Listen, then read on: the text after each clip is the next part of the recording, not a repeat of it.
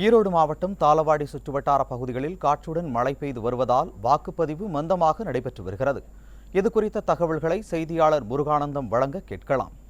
முருகானந்தம், செய்திகளை வழங்கலாம். வணக்கம் சுரேஷ். நீலகிரி நாடாளுமன்ற தொகுதிக்குட்பட்ட தாளவாடி பகுதியில் உள்ள 66 வாக்குச்சாவடி மையங்களில் காலை முதலே விறுவிறுப்பான வாக்குப்பதிவு நடைபெற்று வந்தது.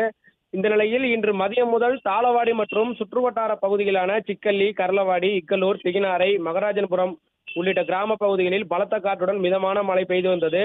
இதன் காரணமாக வாக்காளர்கள் அங்கு வாக்களிக்க செல்ல முடியாமல் கடும் அவதிக்கு ஆளாகி வருகின்றனர்.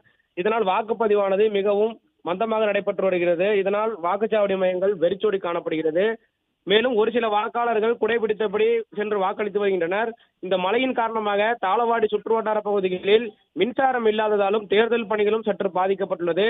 மாலை 6 மணியுடன் வாக்குப்பதிவு முடியும் என தேர்தல் ஆணையம் அறிவித்த நிலையில் தற்போது மழை பெய்து வருவதால் தாளவாடி பகுதி பொதுமக்கள் வாக்களிக்க முடியாமல் கடும் சிரமத்திற்கு ஆளாகி வருகின்றனர். சுரேஷ்.